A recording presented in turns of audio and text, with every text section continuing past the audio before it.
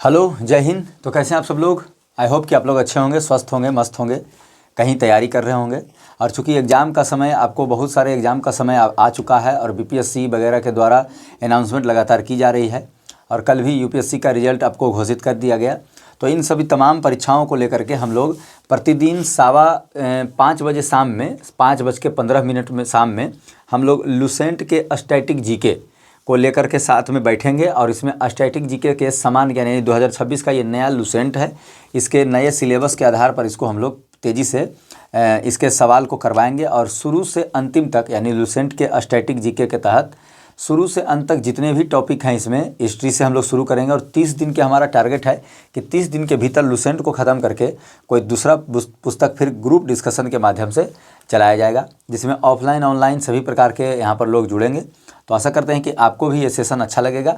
और साथ ही साथ आप हमारे दूसरे चैनल जिसका नाम जीके जीएस क्लास 2 है उस पर आकर के प्रतिदिन 10 बजे दिन में एनसीईआरटी यानी क्लास 6 से 12वीं तक के क्लास को आप उसमें लाइव क्लास के माध्यम से अटेंड कर सकते हैं। और शाम 6:30 बजे आप लोग प्रतिदिन आपको टारगेट बैच के माध्यम से 4128 पोस्ट का जो मद्य निषेध का दिया गया है डेट, उसके लिए हम लोग 100 प्रश्न तेज़ी से रोज़ करवा रहे हैं। तो आज आपका ये नया चैनल है, इसको आपको सब्सक्राइब कर लेना चाहिए और सब्सक्राइब करके बेल आइकन प्रेस कर लीजिए, जिससे कि इसका क्राइटेरिया हम लोग इसके पहले भी लाइव क्लास में हम वीडियो के बारे में बोल चुके थे कि हम लोग ग्रुप डिस्कशन बहुत जल्द लाने वाले हैं। तो ये जो चैनल है इसमें नियम है कि 50 सब्सक्राइबर के बाद आपको लाइव होगा।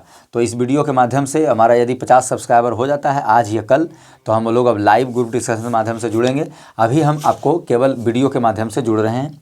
हम इसका शॉर्ट भी आपको डाल देंगे लिंक पर, दोनों ही चैनल पर। तो जीके जीएस क्लास 1 और आपको नया चैनल हो गया, और ये आपको पुराना चैनल जो आपका जीके जीएस क्लास 2, दोनों ही में आपको 1, 2 डालेंगे तो आपका यूट्यूब पर आपको चैनल आ जाएगा।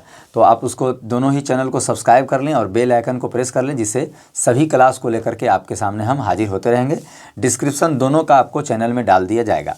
तो आइए तेज़ी से क्लास को शुरू करते हैं। और स्टैटिक जीके में हम लोग इतिहास के प्रश्नों को अभी लेकर के चल रहे हैं। और इतिहास में हमारा जीके जीएस क्लास जो 2 चैनल है उस पर लाइव के माध्यम से हमने चारों वेद को ख़त्म किया था, और आज हम लोग यहाँ पर फिर से दूसरे टॉपिक पर चलने वाले हैं। तो आशा करते हैं कि ये सेशन भी आपको काफ़ी अच्छा लगेगा। सेशन को लोगों में शेयर जरूर कर दीजिएगा, चैनल को सब्सक्राइब कर लीजिएगा, जिससे 50 का क्राइटेरिया पूरा होते ही आज ही ये चैनल बना है। हम पहले भी लाइव क्लास के माध्यम से आपके साथ जुड़ करके ही बोल चुके थे।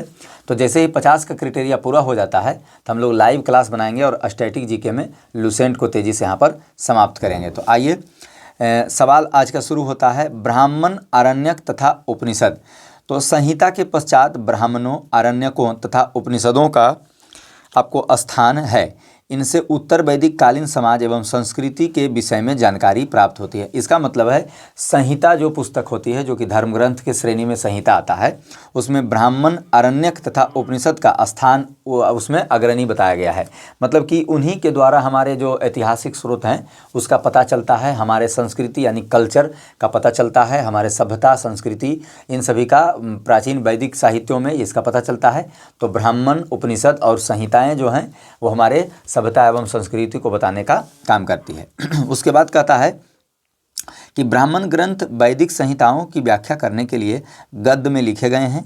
प्रत्येक संहिता के लिए अलग अलग ब्राह्मण ग्रंथ हैं, जिसका नाम निम्न है। तो कह रहा है कि ब्राह्मण ग्रंथ जो है वैदिक संहिता में आपको लिखा गया है। तो वैदिक संहिता में है, कुछ ब्राह्मण ग्रंथों के नाम आप याद रखेंगे। यहाँ पर ब्राह्मण ग्रंथ है, ऋग्वेद में आपको ब्राह्मण ग्रंथ मिलता है ऐत्रेय एवं कौशिकी, यानी ऋग्वेद में जो ब्राह्मण ग्रंथ को शामिल किया गया है उसका नाम है, याद रखेंगे सभी लोग, ऐत्रेय एवं कौशिकी। यानी ऋग्वेद में आपको आ जाए कि ब्राह्मण ग्रंथ का कौन सा भाग है, तो ऋग्वेद में आपको ऐत्रेय एवं कौशिकी नामक ब्राह्मण ग्रंथ है।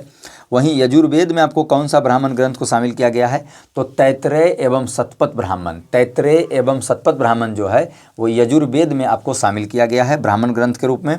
और सामवेद में कौन सा ब्राह्मण ग्रंथ शामिल किया गया है, तो उसका नाम है पंचविश। याद रखेंगे, सामवेद में जो आपको शामिल किया गया उसका नाम है पंचविश। उसके बाद चौथा और आखिरी वेद है अथर्ववेद, जिसमें गोपथ नामक ब्राह्मण ग्रंथ को शामिल किया गया है। इस प्रकार से ऋग्वेद में ऐत्रेय एवं कौशिकी, यजुर्वेद में आपको तैत्रेय एवं शतपथ ब्राह्मण ग्रंथ, सामवेद में पंचविश और अथर्ववेद में गोपथ ब्राह्मण ग्रंथों को शामिल किया गया है। तो इसके पहले वाला आपको दोनों ही यूट्यूब चैनल पर आप हमारे जीके जीएस क्लास 1 और जीके जीएस क्लास 2 में आप शामिल होकर के प्रतिदिन आपको हम समय बता दिए हैं, उसको जुड़ करके आप क्लास को अटेंड करें। और इन सभी के लिए हम लोग किसी भी प्रकार का शुल्क भी नहीं ले रहे हैं, केवल आपको लाइव क्लास के माध्यम से जुड़ रहे हैं। हम लोग को कोई पेड कोर्स नहीं चल रहा है। तो आइए अगला चलते हैं कि ब्राह्मण ग्रंथों में परीक्षित, राजा परीक्षित और बिंबिसार के घटनाओं का वर्णन है। जैसा कि राजा परीक्षित के बारे में आपको पता होगा और बिंबिसार के बारे में पता होगा। बिंबिसार ने ही जो राजगीर में है मगध वंश की स्थापना आपको की थी और उसका पुत्र आपको अजातशत्रु था और उसकी हत्या आपको अजातशत्रु ने की थी, बिंबिसार की हत्या, और अजातशत्रु को उसका पुत्र उदयन ने हत्या करके, इसीलिए प्राचीन मगध वंश को पितृहंता वंश भी कहा जाता है। अगला टॉपिक में हम लोग चलेंगे। शतपथ में गांधार, शल्य, कैकेय, कुरु, पंचाल, कौशल, विदेह आदि राजाओं का उल्लेख मिला है। जैसा कि आप लोगों को ज्ञात होगा कि बौद्ध ग्रंथों में हीनयान महायान के जो बौद्ध ग्रंथ हैं उनमें भारत के 16 महाजनपदों की जानकारी मिलती है। तो उनमें गंधार, शल्य, कैकेय, कुरु, कौशल, पंचाल और विदेह इन सभी राजाओं का वर्णन आपको शतपथ ब्राह्मण ग्रंथ में मिलता है। ये भी आपको याद रखना है।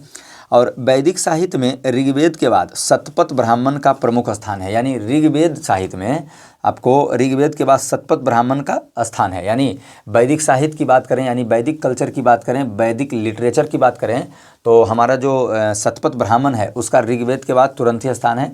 और ये पुस्तकों में आपको ये सवाल आते रहता है कि दुनिया का सबसे अधिक पढ़ा जाने वाला पुस्तक आपको कौन है, तो आपको याद रखना है बाइबिल है।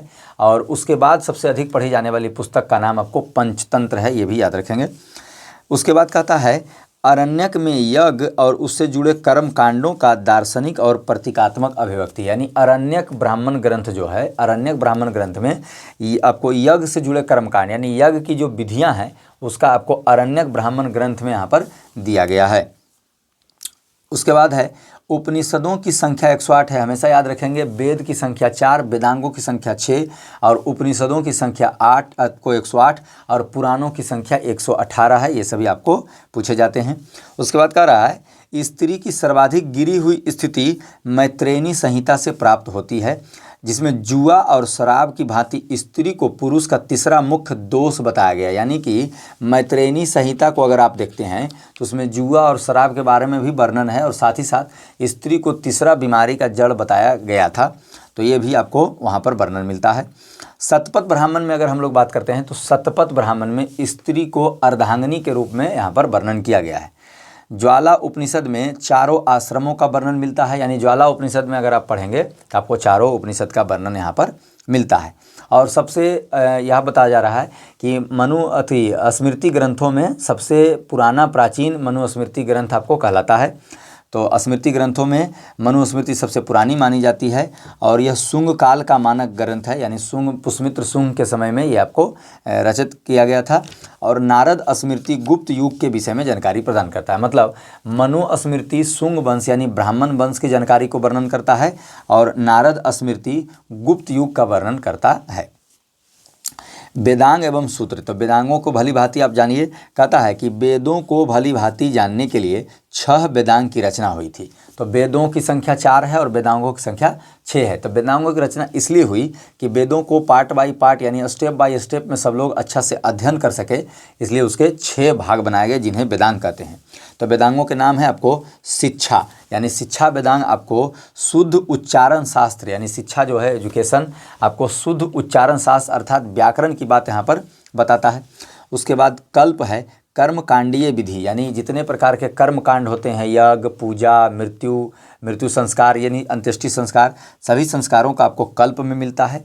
निरुक्त जो हमारा वेदांग है, निरुक्त वेदांग में शब्दों की व्युत्पत्ति का शास्त्र है। यानी निरुक्त वेदांग जो है वो शब्दों की व्युत्पत्ति शास्त्र का वर्णन करता है। उसके बाद व्याकरण, छंद एवं ज्योतिष की बात करते हैं तो व्याकरण, छंद एवं ज्योतिष में आपको सभी प्रकार के क्रियाकलापों, विधि विधानों, ग्रह नक्षत्रों, ज्योतिष का इसमें वर्णन मिलता है। तो यहाँ पर आपको प्रमुख सूत्रकारों में गौतम बौधायन, आपस्तंभ और वशिष्ठ आदि ऋषि मुनियों का भी वर्णन वेदांगों में मिलता है। तो इस प्रकार से सूत्रों में गौतम धर्म सूत्र सबसे प्राचीन माना गया है। तो गौतम धर्म सूत्र जो है वो सबसे प्राचीन माना गया है। अब यहाँ पर आपको समाप्त होता है वेदांत, अब शुरू होने वाला है पुराण। तो जैसा कि आपको पता होना चाहिए 18 पुराण रचित हैं। अब तक पुराणों की रचना 18 हो चुकी है। तो आइए यहाँ पर बताता है, भारतीय ऐतिहासिक कथाओं का सबसे अच्छा क्रमबद्ध विवरण पुराणों में मिलता है। यानी कि भारतीय इतिहासों का सबसे क्रमबद्ध विवरण, उधर आपको बता रहा था कर्मकांडी, वैदिक साहित्य और कल्चर और आर्ट के बारे में इसमें बता रहा था। यहाँ बता रहा है कि पुराण में जो है ऐतिहासिक कथाओं का क्रमबद्ध विवरण, यानी जो सीरीज बाय सीरीज है, कैसे कैसे किस का विकास हुआ, कैसे कल्चर आया, कौन सा सभ्यता यहाँ पर आया, तो उसका आपको पुराणों में ही वर्णन है। तो यहाँ पर बताया जाता है कि पुराणों के रचयिता लोमहर्ष, ऋषि लोमहर्ष थे और उनके पुत्र उग्रश्रवा को पुराणों के रचयिता के रूप में जाना जाता है, जिनमें से केवल 5 मत्स्य, वायु, विष्णु, ब्राह्मण एवं भागवत में ही राजाओं की वंशावली पाई जाती है। पुराणों की संख्या वैसे तो आपको 18 है और उसमें आपको मत्स्य पुराण, वायु पुराण, विष्णु पुराण, ब्राह्मण पुराण एवं भागवत पुराण में आपको राजाओं के वंशजों की वर्णन मिलते हैं। उसके बाद कह रहा है, यहाँ पर एक नोटिस दिया गया है, आप लोग अपना पुस्तक लेकर के बैठेंगे। यहाँ कह रहा है कि पुराणों में मत्स्य पुराण सबसे प्राचीन एवं प्रमाणिक है। तो जैसा कि आप लोग यहाँ पर पहले ही बता चुके हैं, टाइम के साथ आप हमारे साथ जुड़ जाएं और आप क्लास को अटेंड करें। तब पुराणों में सबसे पुराना मत्स्य पुराण को कहा जाता है और इस पुराण की रचना सबसे पहले हुई थी। उसके बाद अन्य टॉपिक शुरू होता है, बौद्ध ग्रंथ, जैन ग्रंथ एवं अन्य साहित्य के बारे में यहाँ पर अब आपको आ रहा है। तो याद करेंगे, जातक में बुद्ध की पूर्व जन्म की कहानी वर्णित है। यानी जातक जो बौद्ध धर्म का पुस्तक है उसमें बुद्ध के जन्म के पूर्व की कहानी, यानी जन्म के पूर्व उन्होंने उनके माता पिता के बारे में सभी क्रियाकलाप का बताया जाता है कि उनके पिता सुदोधन जो क्या थे, ज्ञात्रिक क्षत्रिय कुल के परिवार थे या क्या थे। हीनयान का प्रमुख ग्रंथ कथा वस्तु है। यानी बौद्ध धर्म 2 भागों में बटा, हीनयान और महायान। तो हीनयान में का प्रमुख ग्रंथ आपको हीनयान संप्रदाय का प्रमुख ग्रंथ है कथा वस्तु। याद रखेंगे, हीनयान जो संप्रदाय है बौद्ध धर्म के दूसरा पार्ट है, उसका सबसे प्रमुख ग्रंथ है कथा वस्तु, जिसमें महात्मा बुद्ध के जीवन चरित्र के अनेक कथाओं का वर्णन है। तो महात्मा बुद्ध के जीवन चरित्र में जितनी भी कथाएं, जितने भी घटना हुए उस कथा वस्तु में आपको वर्णित है। वहीं आपको बताया जाता है जैन साहित्य को आगम कहा जाता है। ये आपको एग्जाम में बनाता है सवाल कि निम्न में से जैन साहित्य को क्या कहा जाता है। तो जैन साहित्य को आगम कहा जाता है। क्या कहा जाता है? जैन साहित्य को आगम कहा जाता है, हमेशा याद रखेंगे। उसके बाद कहता है कि जैन धर्म का प्रारंभिक इतिहास कल्प सूत्र से ज्ञात होता है। यानी जैन धर्म के बारे में शुरुआती जो इतिहास है कि जैन धर्म के संस्थापक ऋषभदेव थे, वो क्या किस राजा के पुत्र थे या क्या थे, उन्होंने कैसे दीक्षा ली, उन्होंने घर का त्याग कैसे किया, फिर धीरे धीरे 18वां 19वां 20वां उसके बाद 24वां जो तीर्थंकर हैं वो हमारे महावीर स्वामी हैं। तो इन सभी का आपको याद रखेंगे कल्प सूत्र में इसका वर्णन मिलता है। यानी जैन साहित्य जो इसका विकास हुआ उसका आपको कल्प सूत्र में इसका वर्णन।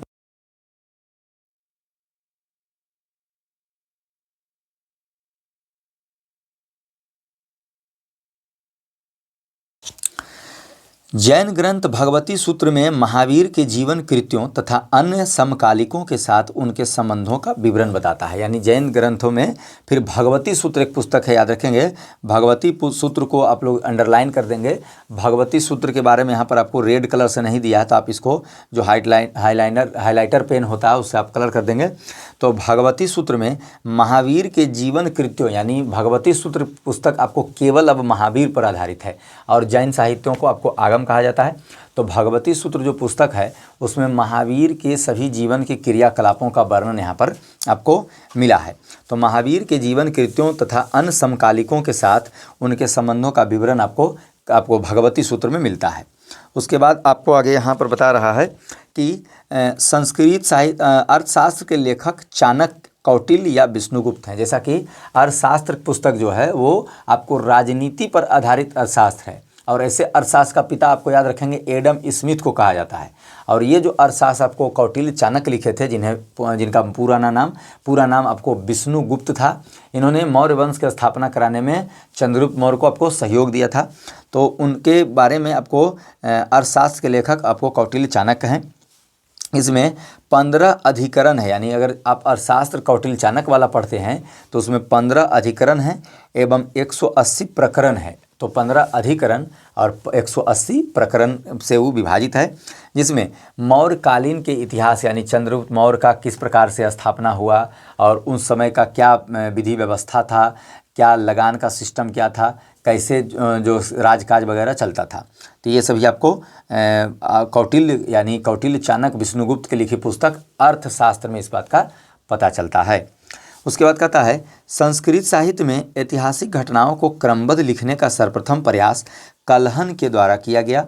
कलहन द्वारा रचित पुस्तक राजतरंगिणी, इस ग्रंथ में 8 सर्ग हैं जिन्हें तरंगों की संज्ञा दी गई। अब देखिए कलहन जो है कश्मीर के इतिहास का वर्णन किए थे, तो उनकी पुस्तक का नाम है राजतरंगिणी यानी राजाओं की तरंगिणी। तरंगिणी का मतलब है नदियों पर यह सबको लिखा गया था, यानी जो राजतरंगिणी पुस्तक है उसका विशेष महत्व आपको नदियों पर इंडिकेट करके ये लिखा गया था। भारत में बहने वाली प्रमुख नदियाँ और किन किन क्षेत्रों में उनका बहाव क्षेत्र जाता है और कौन कौन से अनाज उधर आपको उत्पन्न होते हैं। तो ऐसे आपको ये कश्मीर का इतिहास का वर्णन है, जिसमें आपको 12वीं शताब्दी तक के कश्मीर शासकों का वर्णन है। यानी राजतरंगिणी के लेखक कौन हो गए, तो कलहन हो गए, और उसमें आपको किसका वर्णन है, तो कश्मीर के इतिहास तक यानी 12वीं शताब्दी 1100 कुछ ईस्वी तक उसमें वर्णन है। आगे हम लोग अब चलते हैं, यहाँ पर अरबों की सिंध विजय का वृत्तांत चचनामा कहलाता है। यानी अरबों में जो अरब के निवासी यहाँ पर भारत आगमन होना शुरू हुआ था, तो वो आपको चचनामा नामक पुस्तक में लिखाता है, और इस पुस्तक के लेखक आपको अली अहमद है। क्या है, अली अहमद है। तो अली अहमद चचनामा पुस्तक के लेखक हुए। तो आप लोग आपको बता देते हैं कि जैसा कि आप लोग वीडियो को देख रहे हैं तो अंत तक वीडियो को देखिए, और अभी आपको प्रचलन में है आपको ग्रुप डिस्कशन, तो ऑनलाइन ऑफलाइन दोनों ही ग्रुप डिस्कशन को हम लोग करेंगे।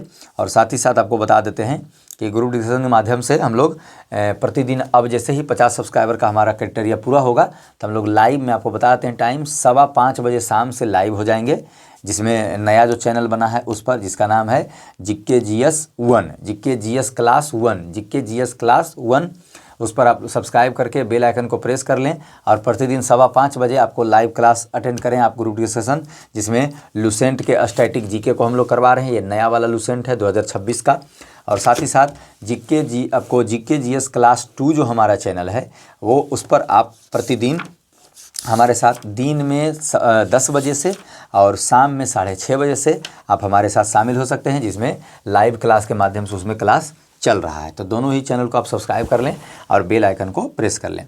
तो आइए यहाँ पर फिर कहता है कि अष्टाध्यायी के लेखक हैं पाणिनि। जो मतलब इतिहास ग्रंथों के अनुसार अष्टाध्यायी जो है एक संस्कृत भाषा की व्याकरण पुस्तक है, मतलब संस्कृत भाषा की व्याकरण पुस्तक के लेखक आपको पाणिनि हैं, जिस पुस्तक का नाम है आपको अष्टाध्यायी। तो अष्टाध्यायी पुस्तक के लेखक कौन हो गए, पाणिनि हो गए। तो अष्टाध्यायी पुस्तक किस भाषा में है, किस भाव पर है, तो अष्टाध्यायी पुस्तक जो है संस्कृत व्याकरण पर आधारित है। किस पर व्याकरण है, और इसीलिए आपको वैयाकरणी कहा जाता है, पाणिनि को वैयाकरणी कहा जाता है। अगला सवाल है कि अष्टाध्यायी में पहली बार लिपि शब्द का प्रयोग यहाँ पर हुआ है। जैसा कि हमारे हिंदी भाषा जो है वो देवनागरी भाषा में लिखी जाती है, और देवों की नगर आपको देवनागरी के नाम पर इसका नाम वर्णित है। और साथ ही साथ अंग्रेजी भाषा को याद रखेंगे, वो रोमन लिपि में लिखी जाती है। उसके बाद आगे है कि कात्यायन की गार्गी संहिता एक ज्योतिष ग्रंथ है, फिर भी इसमें भारत पर होने वाले यवन आक्रमण का उल्लेख मिलता है। यानी कात्यायनी की गार्गी संहिता, गार्गी संहिता क्या है, जिसमें यवन राजाओं के आक्रमण का उल्लेख है। यवन जो राजा थे विदेशी आक्रमणकारी थे, और उसके लेखक हैं कात्यायन। याद रखिएगा, लेखक गार्गी संहिता के लेखक कौन हैं, कात्यायन। और यह किस पर आधारित है, तो जो यवन राज्य के थे हमलावर, वो आपको उसका वर्णन है।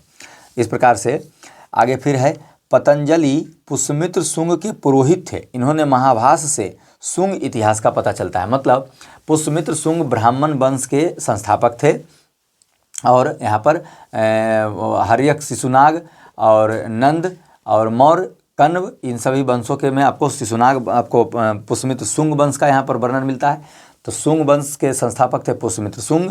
उन्हीं के दरबार में आपको पतंजलि एक ऋषि रहा करते थे, जिन्होंने योग दर्शन का प्रवर्तन किया, और साथ ही साथ पतंजलि ने पुष्यमित्र शुंग के लिए 2 बार अश्वमेध यज्ञ करवाया था।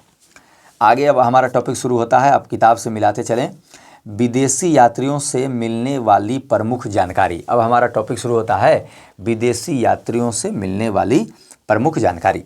तो यूनानी रोमन लेखक के बारे में आप जान लें। तो यूनानी रोमन लेखक हैं टेसियस। यूनानी रोमन लेखक की बात करते हैं तो हमारे टेसियस हैं।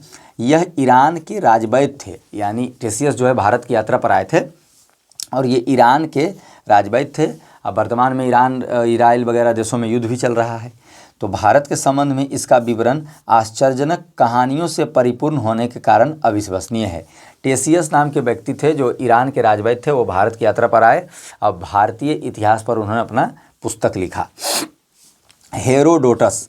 हेरोडोटस को इतिहास का पिता कहा जाता है, जैसा कि आप लोगों को पता है फादर ऑफ हिस्ट्री आपको हेरोडोटस को कहा जाता है।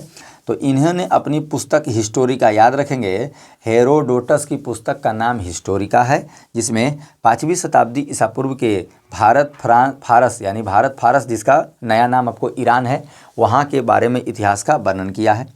उसके बाद सिकंदर के साथ आने वाले कुछ लेखकों के नाम है, जिसमें निरियाकस लेखक के साथ साथ आपको सिकंदर का जल सेनापति भी था और सेल्यूकस निकेटर सिकंदर का मुख्य सेनापति था। तो निरियाकस, आनेसिक्रेटस, अरिस्टोबुलस, ये सभी नाम आपको ऐसा नाम है कि जैसा कि पूरा जो याद रहेगा वो भी भूल जाएंगे, लेकिन ये सब यवन यूनानी नाम है, तो इसीलिए इसका नाम आपको इस प्रकार का दिख रहा है।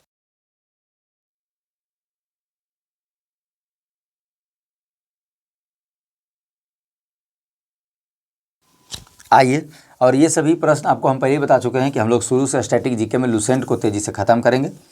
उसके बाद दूसरे वर्णन हमारा आता है मेगास्थनीज। इसको याद रखेंगे, ये सभी परीक्षाओं में आपको आता है। सबसे पहले तो आपको याद रखना है कि मेगास्थनीज ने इंडिका नामक पुस्तक लिखा था। तो कहता है कि मेगास्थनीज सेल्यूकस निकेटर का राजदूत था, यानी सेल्यूकस निकेटर का राजदूत बनकर के ये भारत आया था और इन्होंने अपनी पुस्तक इंडिका की रचना की थी, जो मौर्य युग के समय में समाज एवं संस्कृति के विषय का वर्णन करता है। तो मेगास्थनीज आपको एक यूनानी राजदूत था जो सेल्यूकस निकेटर का राजदूत था। सेल्यूकस निकेटर आपको सिकंदर के सेनापति थे। जब सिकंदर की सेना झेलम नदी पार करने से इनकार कर दी तो वो लोग वापस चले गए और जहाँ सिकंदर की कैथल नामक अफगानिस्तान कैथल में उनकी हत्या हो गई 326 में ही, 326 ईस्वी पूर्व में। और उसके बाद आपको उसका सेनापति सेल्यूकस निकेटर भारत पर हमला किया था। तब तक यहाँ पर भारत में कौटिल्य, चाणक्य, विष्णुगुप्त के मदद से चंद्रगुप्त मौर्य को मौर्य वंश का स्थापना करवा दिया गया था। तो यहाँ पर सेल्यूकस निकेटर की भारी हार हुई थी, जिसके बाद उसने अपनी पुत्री हेलेना का विवाह भी आपको चंद्रगुप्त मौर्य से करवाया था।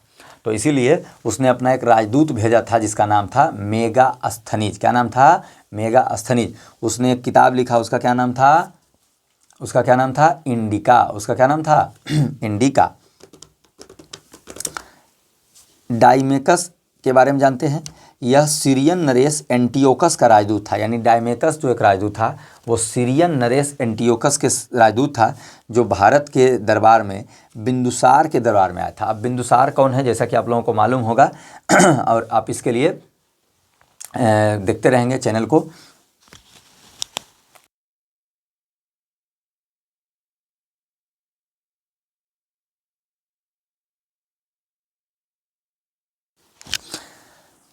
डाइमेकस जो है बिंदुसार, तो बिंदुसार के बारे में आपको बताते हैं। बिंदुसार चंद्रगुप्त मौर्य का उत्तराधिकारी, यानी उसका पुत्र था बिंदुसार। तो बिंदुसार जो है चंद्रगुप्त मौर्य का उत्तराधिकारी था और उसे वही आपका राजा बना था। तो जब चंद्रगुप्त मौर्य भद्रबाहु के साथ आपको जैन संप्रदाय ले लिए और भद्रबाहु के साथ आपको कर्नाटक के श्रवणबेलगोला चले गए, तब उन्होंने अपना उत्तराधिकारी बिंदुसार को नियुक्त किया और बिंदुसार उनका पुत्र था। तो इसीलिए उनके दरबार में डाइमेकस नाम का व्यक्ति आया था, जो एंटियोकस राजदूत, सीरिया के राजा एंटियोकस का राजदूत था। वो बिंदुसार के दरबार में आया था और उसने अपनी पुस्तक लिखी थी। डायोनिसियस के बारे में जान लेते हैं। यह मिस्र के राजा टॉलमी फिलेडेल्फस, याद रखेंगे टॉलमी फिलेडेल्फस का राजदूत था, जो अशोक के राज दरबार में आया था। यानी टॉलमी फिलेडेल्फस आपको आया था अशोक के राज में, यानी क्रम से देख लीजिए। मेगास्थनीज आपको चंद्रगुप्त मौर्य वंश के दरबार में आया। आपको डायोनिसियस, आपको डाइमेकस जो है एंटियोकस का राजदूत था, वो आपको बिंदुसार के यानी उनके पुत्र, और उनके पुत्र अशोक का डायोनिसियस आया था जो कि मिस्र नरेश राजा आपको फिलाडेल्फियस का आपको राजदूत था। उसके बाद एक अन्य लेखक का नाम मिलता है टॉलमी, याद रखेंगे टॉलमी। ये दूसरी शताब्दी में भारत की यात्रा पर आए थे और इन्होंने भारत का भूगोल नामक पुस्तक लिखा। भारत का भूगोल, ज्योग्राफी ऑफ इंडिया। तो ज्योग्राफी ऑफ इंडिया, इस पुस्तक के बारे में भारतीय भूगोल की जानकारी मिलती है, यहाँ के नेचुरल हिस्ट्री के बारे में जानकारी मिलती है। उसका दूसरा लेखक है प्लिनी, उन्होंने नेचुरल हिस्ट्री नामक पुस्तक लिखी थी और ये प्रथम शताब्दी में आपको भारत पहुँचे थे, जहाँ भारत में पशुओं, पेड़ पौधों, खनिज पदार्थों के विवरण का इन्होंने वर्णन किया और इसी के माध्यम से पता चला कि भारत की सोने की चिड़िया हैं और लगातार यात्री जो हैं यहाँ पर आक्रमणकारी और लूट मचाने वाले सब लोग आने लगे। उसके बाद है Periplus of the Erythraean Sea. तो इस पुस्तक के लेखक के बारे में जानकारी बताया जा रहा है कि नहीं है, ये करीब आपको 80 ईस्वी पूर्व में लिखा गया था। तो इस प्रकार से यूनानी रोमन लेखक थे कौन कौन? टेसियस, हेरोडोटस, आपको निरियाकस, आनेसिक्राटस, अरिस्टोबुलस, मेगास्थनीज, उसके बाद Deimachus, Dionysius, Ptolemy, Pliny, Periplus of the Erythraean Sea. तो इस प्रकार से हम लोग यूनानी रोमन लेखक के बारे में जान गए। अब यहाँ पर है चीनी लेखक। तो याद रखेंगे ये सभी आपको एग्जाम में आने वाले प्रश्न होंगे। चीनी लेखक में पहला नाम आता है फाहियान, के बारे में जानते हैं। यह चीनी यात्री गुप्त नरेश चंद्रगुप्त द्वितीय विक्रमादित्य के दरबार में आए थे। यानी यह चीनी यात्री था, फाहियान जो है चीनी यात्री था जो गुप्त वंश के राजा आपको चंद्रगुप्त द्वितीय विक्रमादित्य के दरबार में आया था, जिन्होंने आपको पुस्तक लिखी थी और इसमें बताया था कि मध्य प्रदेश को सबसे समृद्ध स्टेट बताया, क्षेत्र बताया और गुप्त वंश के काल को स्वर्णिम युग बताया और ये भारत में 14 वर्ष तक रहा था। कभी कभी आपको क्वेश्चन मॉडरेट करके बनाता है कि फाहियानमा जो है वो कितना साल यहाँ रहा था, तो 14 साल तक रहा था। दूसरा लेखक चीनी लेखक का नाम है संयुगन, याद रखेंगे संयुगन। संयुगन जो है आपको 518 ईस्वी में आया था और यह 3 वर्षों तक भारत में बौद्ध धर्म की प्राप्तियां एकत्रित की, यानी बौद्ध धर्म से जुड़े इन्होंने इतिहास को टटोलने का काम किया। और तीसरा लेखक का नाम है हेनसांग। तो हेनसांग के बारे में सबसे पहले जान लें। हेनसांग आपको नालंदा विश्वविद्यालय अध्ययन करने के लिए आया था। इसको यात्रियों का राजकुमार कहते हैं। हेनसांग को यात्रियों का पंडित भी कहा जाता है। इस प्रकार से कई उपनाम इसको दिया गया था। आइए इसके बारे में दिया गया और इसका यहाँ पर टॉपिक भी थोड़ा सा ज़्यादा ही दिया है। तो यह हर्षवर्धन के शासनकाल में भारत आया। सबसे पहले हेनसांग जो है हर्षवर्धन के समय में आया। हेनसांग 629 ईस्वी में चीन से भारत के लिए निकला था और लगभग 1 वर्ष की यात्रा करने के बाद वो 630 ईस्वी में भारत पहुंचा, जहां 15 वर्ष तक वो रुका और 645 में फिर वापस यहाँ से चीन चला गया। और उसकी पुस्तक का नाम याद रखेंगे सियुकी है, यानी हर्षवर्धन के काल को उसने सियुकी नामक पुस्तक में दर्ज किया और उस प्रकार से सभी प्रकार के वृत्तांत का वर्णन यहाँ पर आपको किया था। तो ये आपको हो गए चीनी लेखक। तो ये आपको